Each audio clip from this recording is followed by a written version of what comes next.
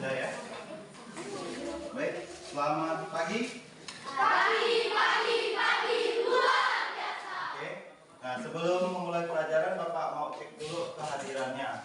Nah, mungkin dari ketua kelas lagi yang menyampaikan siapa-siapa yang tidak hadir hari ini. Siapa?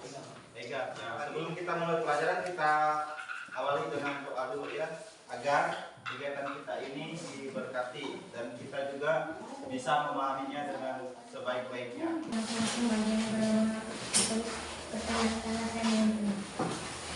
Nama Bapa dan Putra dan Roh Kudus. Engkau telah memberikan kesehatan pada kami sehingga kami dapat berkumpul di sekolah ini. Bapa sekarang kelihatan kami dapat melakukan kegiatan ini sampai hari dengan baik. Nah, itu doa yang dapat saya sampaikan oleh Tuhan Putra terkasih Yesus Kristus dan hidupnya bersama dulu kini dan sekarang sepanjang masa. Amin. Dalam nama Bapa dan Putra dan Roh Kudus. Ada yang masih ingat materi pada pertemuan sebelumnya? Unsur dan senyawa. Kemudian ada apa lagi yang lain? Campuran. Sekarang kita mau melihat lebih jauh lagi dalam campuran itu, kita mau mengujinya ya. Apa yang mau diuji? Nah, nanti kita lihat ya. Oke. Ini ya. Ini ada gambar apa? Jeruk nipis ya. Apakah kalian pernah memakan jeruk nipis? Pernah. Gimana rasanya? Asam ya. Kemudian bagaimana kalian meyakini bahwa itu asam? Pakai apa? Pakai lidah. Nah, sekarang kalau misalnya zatnya itu berbahaya, untuk mengetahui apakah itu asam atau yang bukan asam, apakah boleh? Misalnya racun kan? Boleh nggak pakai lidah? Ya, nggak boleh. Berarti kita perlu alat nanti ya, alat untuk mengujinya. Nah, nanti dalam percobaan ini kita akan mengujinya ya, apakah itu asam atau yang lainnya yang bukan asam itu ya. Nah, adapun manfaat dari pembelajaran ini, setelah melakukan pembelajaran, kita dengan mengetahui sifat asam basa dari suatu zat, kita dapat memanfaatkan dengan tepat dan penuh kehati-hatian. Karena kalau tidak hati-hati, berbahaya bagi kita sendiri ya. Kemudian tujuan pembelajaran ada berapa? Ada 4. Nah, silakan dibaca yang 1. Mungkin Olive, silakan Bi. Peserta didik dapat menjelaskan ciri-ciri larutan asam, basa, dan garam dengan benar. Oke, tepuk tangan dulu buat Olive. Dibacakan tujuan yang kedua. Melalui kegiatan percobaan pengujian asam basa dengan indikator kunyit, peserta didik dapat menganalisis larutan asam basa dan garam dengan benar. Oke, terima kasih. Kemudian yang ketiga, melalui pengamatan video dan literasi. Berarti nanti ada video yang Bapak tampilkan. Nah, kemudian setelah itu kalian lihat literasinya. Apa literasi? Literasi itu kita bisa membaca ya. Membaca dari bahan ajar, dari buku, atau dari internet. Nah, kemudian yang keempat, melalui presentasi peserta didik dapat menyajikan hasil pengujian asam basa garam menggunakan indikator alami kunyit dengan benar ya. Nah, sekarang ini penilaian. Penilaian itu ada 3 aspek. Pertama sikap, kedua pengetahuan, ketiga keterampilan. Nah, sekarang Bapak akan membagikan kelompok dan LKPD-nya ya. Nah, ini kelompoknya sudah ada ya. Sudah Bapak bagi, silakan pindah ke posisinya sesuai dengan kelompoknya.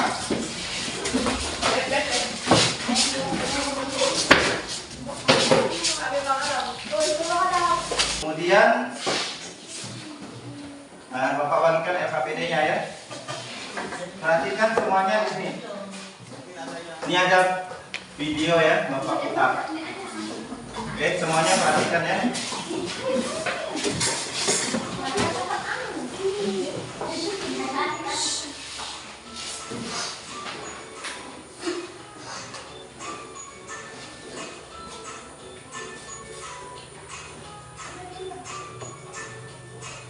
Oke, ada rekannya?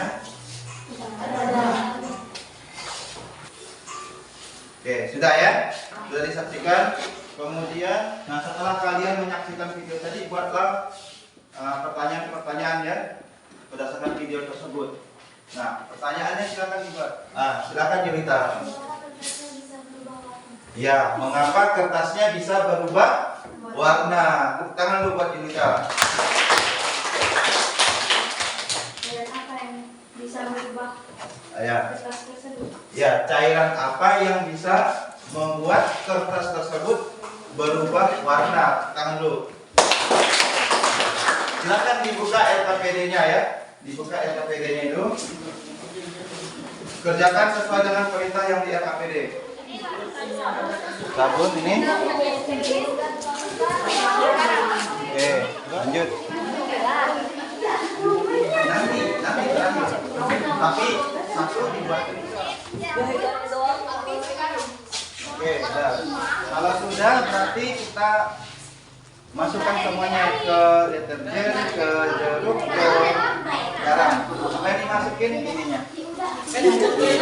Yang besar. Coba boleh masukin. Harus dibagi sama ya. Yang kunyit jangan dikasih lagi. Kalau udah kan? Bisa diaduk ya? Ya. Nah, sudah jadi semuanya? Oke, kalau udah jadi, nah yang ini kan kunyit tak perlu dikasih lagi. Nah, yang kalian kasih kunyit yang mana? Ketiga gelas ini. Pertama gelas apa nih? Jeruk tipis. Ini kunyit doang. Lalu garam ya.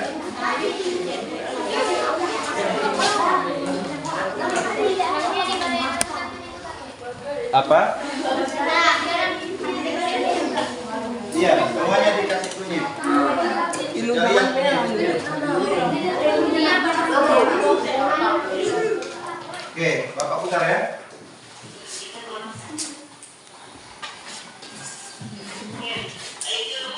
Ini ya jeruk ya.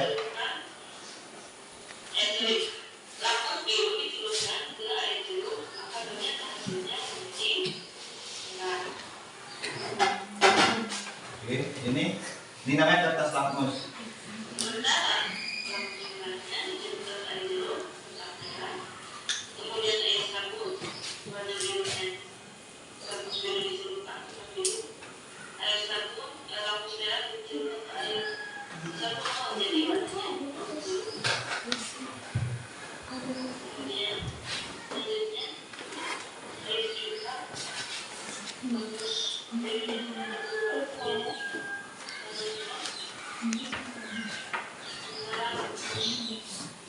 Ini lakmus merah.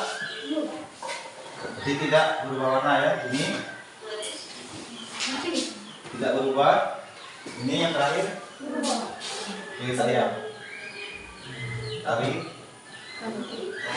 Nah, ini terus lakmus merahnya awalnya warnanya apa? Nah, biru merah kalau tidak satu-satu. Ini kan kolom yang kertas lakmus merah. Ini kan merah berarti sebelumnya pasti merah kan? Nah, merah ini pada saat gimana? Nah, setelahnya dicoba jadi apa kertas merah itu? Pokoknya kita akan dibuka.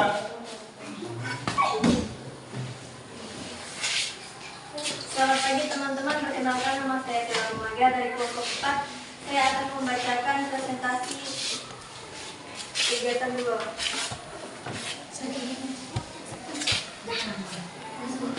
Oke, silakan.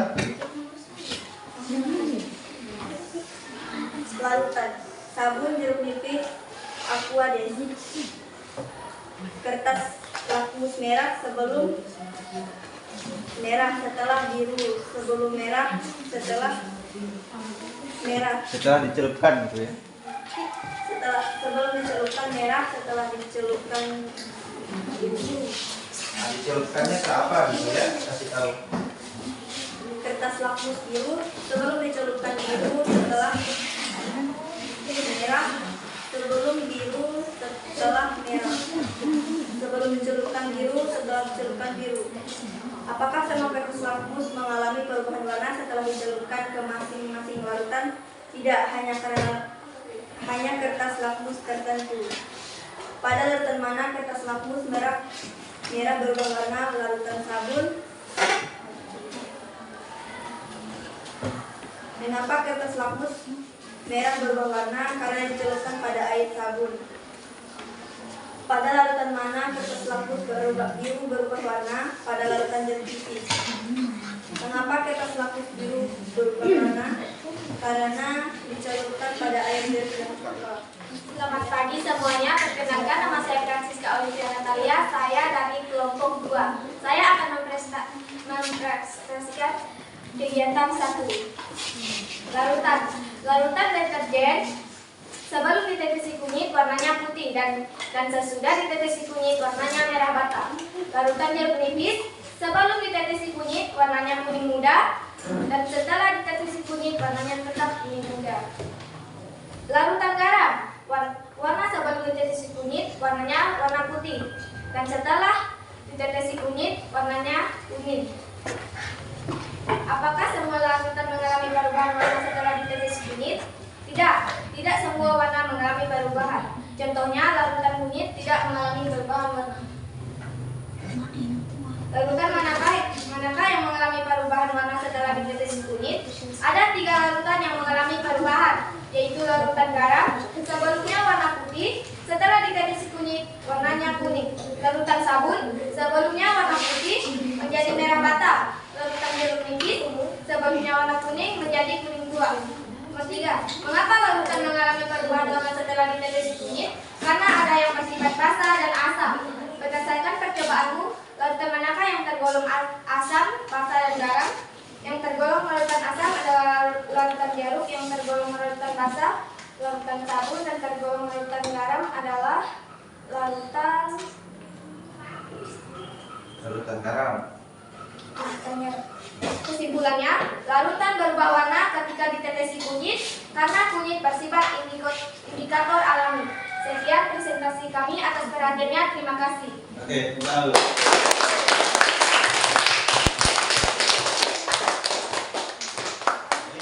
Sudah baik ya presentasinya. Yang pertama tadi dan yang kedua sudah baik ya. Sudah mengalami peningkatan. Nah, sekarang kita ke sesi tanya jawab. Silakan. Angkat tangan yang mau bertanya. Pertanyaannya. Larutan apa saja yang mengalami perubahan setelah ditetesi kunyit? Ada 3 larutan yang mengalami perubahan, yaitu larutan garam sebelumnya warna putih, setelah ditetesi kunyit warnanya kuning. Larutan sabun sebelumnya warna putih menjadi merah bata. Larutan jeruk nipis sebelumnya warna kuning menjadi kuning tua. Ya, di kesimpulannya bahwa kunyit itu adalah indikator alami. Mengapa? Karena ketika dimasukkan dalam larutan basa atau garam mengalami perubahan warna. Apa namanya? Kalau udah dapat kayak gini merah bata, artinya deterjen itu sifatnya apa? Basa atau asam? Basa ya. Kemudian kalau dirasa pahit, tapi nggak boleh ya sifat basa. Kemudian kalau sifat asam, tadi kita menguji apa? Larutan apa tadi? Jeruk nipis ya. Kalau kita banyakin airnya, jeruk nipisnya cenderung warna kuning muda ya. Nah, setelah ditetesi gimana? Ditetesi kunyit. Ternyata masih kah? Atau kuning? Mana di sini? Coba kita lihat. Larutan kunyit. Ini kah? Bukan. Oh ini. Nah ini namanya kuning muda ya. Nah artinya apa nih? Artinya jeruk itu bersifat, larutan jeruk bersifat asam. Kalau dirasa pasti asam. Kemudian apalagi? Ini kalau dikasihkan ke logam kayak ini lama-lama berkarat ya. Kalau kelamaan direndam, itu berarti bersifat korosif. Ya. Oke. Kemudian yang berikutnya di kegiatan kedua apa? Kalian menyaksikan video tadi ya. Video apa nih? Pengujian asam dan basa menggunakan apa? Kertas lampu. Biru menjadi merah pada larutan jeruk. Artinya apa? Jeruk itu bersifat asam. Karena larutan yang bersifat basa adalah yang mana? 1K, 2K, 3 atau 4. Yuk, basa tadi kayak gimana kertas lapusnya?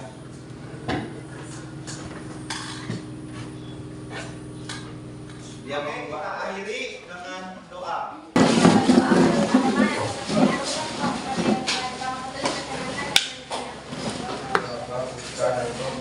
Oke, sekian kegiatan pembelajaran dari Bapak ya. Terima kasih atas perhatian dan kerjasamanya. Oke, Bapak akhiri, selamat siang.